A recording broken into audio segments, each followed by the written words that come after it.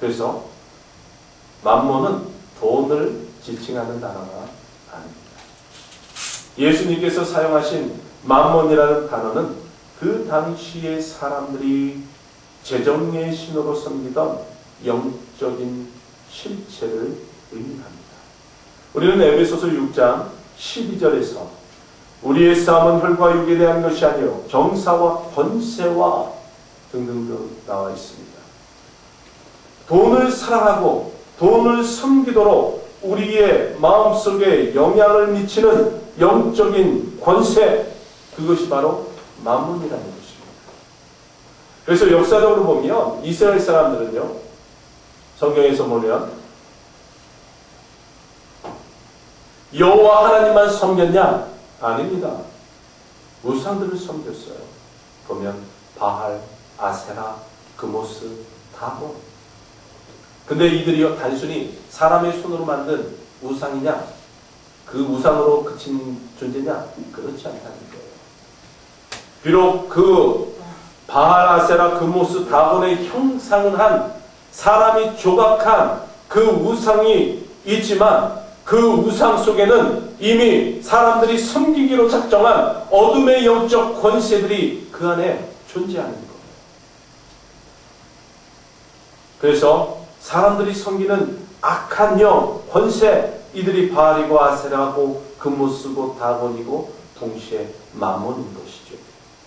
맘몬은요, 이와 같이 사람들이 섬기는 영적인 존재, 권세를 의미합니다. 그래서 이 맘몬이라는 악한 영은 예수님이 이 땅에 계시던 그때도, 그리고 오늘날 우리 가운데도 사람들에게 섬김을 받으려고 역사하며 사람들로 하여금 돈을 사랑하고 신뢰하도록 영향을 미치며 사람들의 삶을 조종하고 조롱하고 있다는 사실입니다.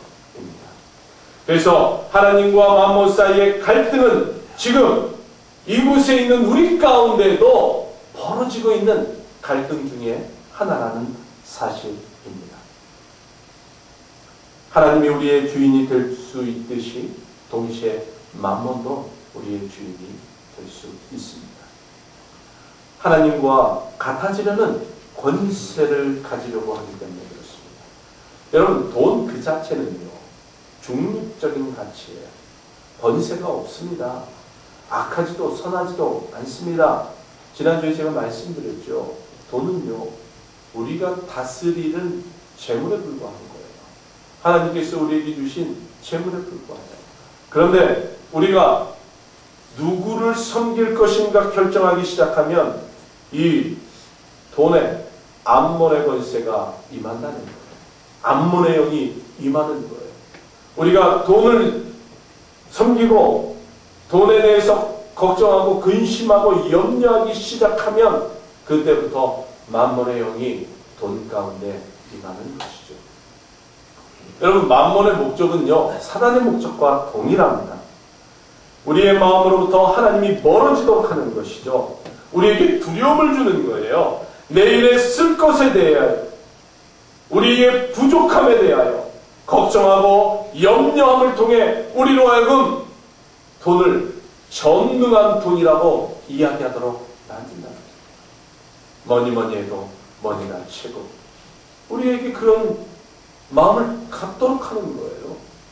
이게 바로 맘몬의 목적입니다. 그래서 우리는 선택해야 됩니다. 하나님을 섬길 것인지 맘몬을 섬길 것인지.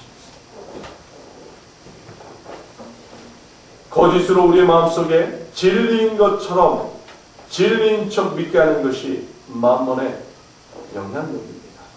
그래서 사람들로 하여금 돈의 가치를 두는 거예요. 돈이 있으면 이 세상에서 제일이야. 야, 돈 있으면 명예권세, 다 들어와. 돈만 있으면 돼. 야, 돈만 있으면 평안한 삶을 살 수 있어. 이렇게 돈의 가치를 부여하기 시작합니다. 맘몬의 영이 우리 가운데 임하면 아무것도 아닌 중립적인 가치인 돈에 권세를 주기 시작하는 거죠. 그러면서 이 돈의 권세에 눌리기 시작합니다. 여러분, 진정한 권세는요, 하나님께 있습니다. 이건 믿으십니까? 진정한 권세는 하나님께 있을 뿐만 아니라 우리에게 공급하시는 분은 오직 하나님 한 분밖에 없다는 것을 믿고 확신해야 되는 거예요. 공급하실 뿐만 아니라 풍성하게 공급하시는 분이 바로 우리 하나님이에요. 여러분 이스라엘 백성들 기억하시죠? 출애굽한 이스라엘 백성들, 그들에게 하나님이 언제나 부족함이 없이 공급하셨어요. 만나를 주셨습니다. 목이 마를 때마다 반석에서 물을 내셨어요. 그럼에도 불구하고 그들 가운데 욕심이 들어가자 우리는 애굽에서 먹던 고기가 먹고 싶다고, 그곳으로 돌아가고 싶다고 이야기하는 거예요. 왜요? 욕심이 그 안에 있기 때문에. 물질에 대한 탐욕이 그 안에 있기 때문에. 만몬의 영에 그들이 사로잡혀 있기 때문에 하나님께서 공급하시는 만나, 그것은 아무것도 아니라는 것이죠. 여러분, 그들이 만나를 먹고 40년 광야 생활을 통과했다는 것, 이것은 하나님의 놀라운 은혜가 아님에도 불구하고, 은혜임에도 불구하고 그들은 그것을 은혜를 여기지 아니하였다는 것입니다. 여러분, 여러분이 만약 돈에게 권세를 부여하는 순간부터 만몬의 영은 여러분들을 사로잡기 시작합니다. 여러분의 삶은 만몬이 좌우지하는 삶이 되는 것이죠.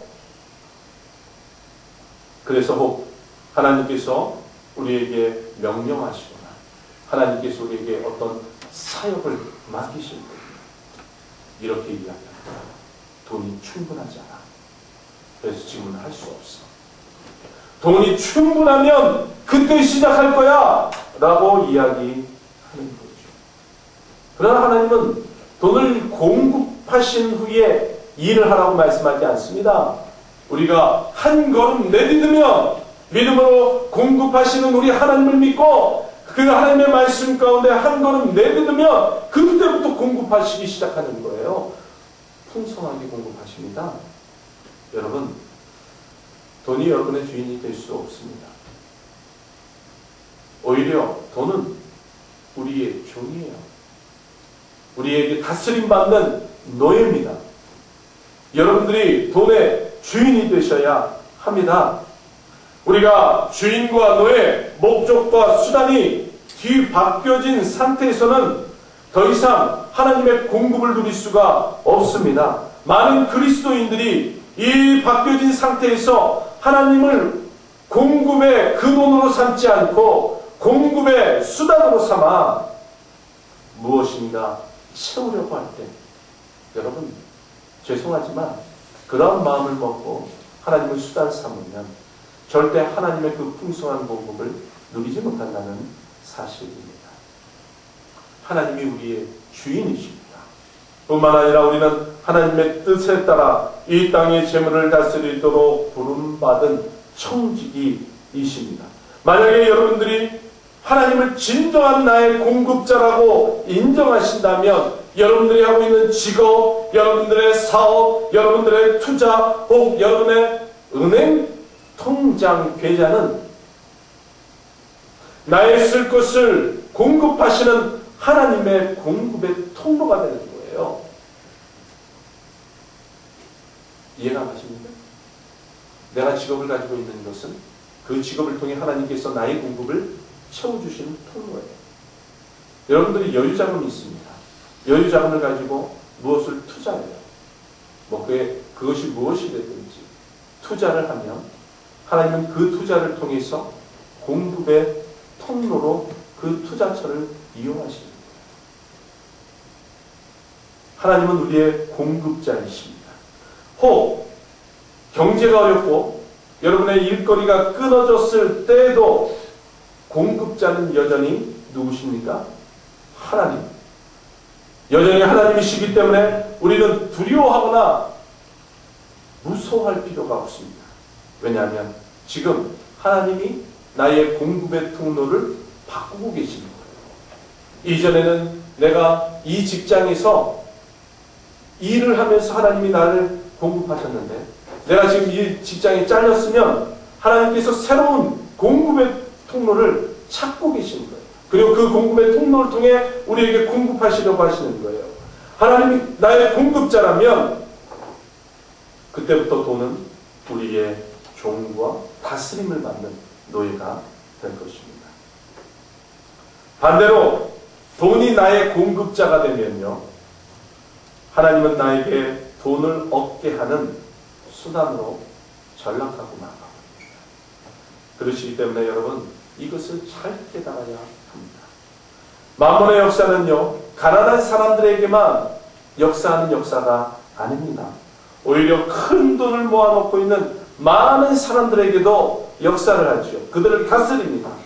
또한 특별히 그들은 돈이, 삶의 초점이 돈에 맞춰져 있기 때문에 자신들의 돈을 보호하고 더 많은 것을 축적하기 위해서 노력합니다. 때로는 수단과 방법을 가리지 않지요. 그래서요, 만몬의 지배를 받는 사람들은요, 불의를 개의치 않습니다. 돈을 벌기 위해서 불의를 개의치 않아요. 이것은요, 하나님을 믿는 사람, 믿거나 안 믿거나 이것은 상관이 없습니다. 만약에 내가 지금 하나님을 믿는다고 하면서도 만몬의 영에 사로잡혀 있으면 그 사람은 불의를 행합니다. 사도행전 8장에 보면 마술사 시몬이 등장합니다. 이 사람은 사람들에게 큰 마술을 행해서 하나님의 능력이라고 불리웠던 사람이에요. 사도들이 복음을 전할 때에, 그리고 사람들이 그 복음을 듣고 세례를 받을 때 이 시몬도 세례를 받았습니다. 그리스도인이 되었습니다. 전심으로 사도들을 따라다녔습니다. 하루는 예루살렘에서 온 베드로와 요한이 세례받은 사람들에게 성령을 받도록 안수하고 기도했습니다.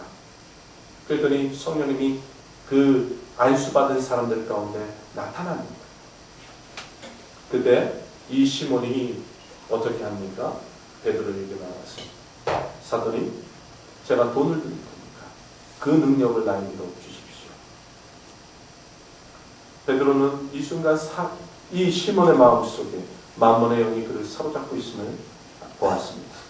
그리고 그에게 악독이 가득하고 불의의 메인바되었다라고 선포하며 회개하고 주님께 기도하고 경고합니다. 아마도 이 시몬은 자신의 마술 기술을 향상시키기 위해서 무엇인가 새로운 기술을 가지고 있는 사람을 만나면 돈을 주고 그 기술을 배웠던 것이죠. 돈을 값을 치르면 그 기술을 배울 수 있다고 생각하던 사람이에요. 특별히 돈으로 모든 것을 할 수 있다는 이 생각은요, 돈에게 권세를 부여하는 것임에 동시에 불의를 행하는 것이에요. 시몬의 불의는 무엇이냐면요, 그 돈을 사용하여 성령을 받으면 다른 사람들에게 영향력을 끼쳐 그 사람들로 하여금 존경과 또한 그 사람들에게 힘을 발휘하고 또 그 사람들에게 권세, 위에 서 있는 권세자가 되기 위해서 성령을 돈으로 사려고 하는 것입니다. 그렇기 때문에 이것이 바로 불의입니다. 왜냐하면 그의 영이 만몬의 영에 사로잡혀 있었기 때문에 그렇습니다. 이와 같은 상황이 구약에도 발견되지요. 누굽니까? 발람 선지자. 기억하십니까? 예, 이스라엘 백성들이 가나안 땅으로 들어오는 때에